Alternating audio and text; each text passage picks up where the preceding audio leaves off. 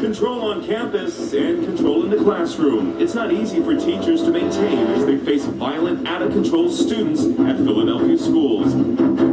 As part of its week-long series on school violence, the Philadelphia Inquirer today focused specifically on what teachers experience and how it keeps them from doing their job, educating our kids.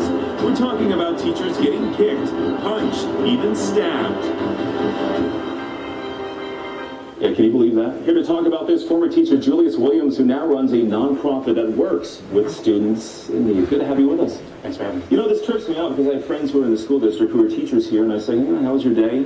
They said, a student punched me today like it was nothing. And that's exactly how sometimes it's looked at, as nothing. Because a lot of times, as we've seen today in the news, incidents they go unreported, or a lot of times the cries, they fall on deaf ears.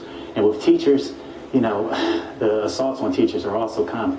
But the problem is that there's never any resolution. It's like a battlefield for these teachers. Something struck me that you just said. They go unreported. Unreported. Why? It's a lot of reasons.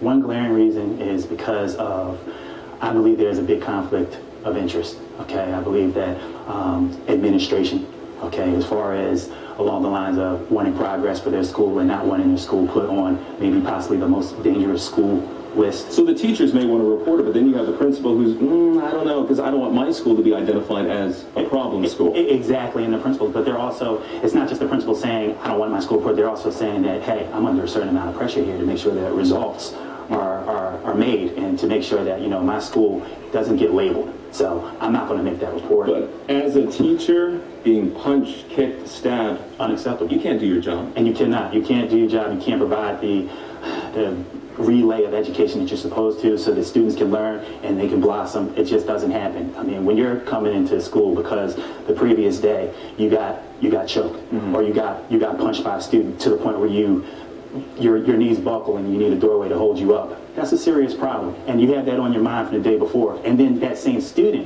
there's no repercussions or reprimand for them because they're in your class. They're in your class that next day. And these teachers, they feel intimidated. Exactly. So they're almost giving in to the student. I have so many questions for you here. First of all, how do we control this? Do you call the police? Should the police get involved here? Well, first of all, what we do is we talk about it, we expose it. What's going on this week is excellent, what you guys are doing in the news. It has to be exposed. I've exposed it in my book, Come On Philly, We Can Do Better. Also, the way to handle it is we need to eliminate this conflict of interest. We also need to eliminate a level of bureaucracy that's taking place in schools and in the system. There are too many steps involved, I believe. I feel as though that we need to eliminate those steps, and to do that, certain things need to be changed. Why not bring Philadelphia District Police into the schools so that we can see some quick results? So they can tackle it hands-on? Exactly. Are there any resources for these teachers when they face these students? Anything to help them? I don't feel as though resources are a problem. I feel as though it's confusion. I feel as though teachers think that they're not allowed to make a report or they're not allowed to take it to the next step. Now, me myself, when I served for the district, I sometimes was a little bit confused. I said, am I allowed to make a phone call if I see somebody get hit or somebody get punched? Am I allowed to call someone? What would they say? They would say, hey, listen, report it to us. And then they would take care of it. And I would have to say 9.5 times out of 10, nothing was done. Were you frustrated? Very.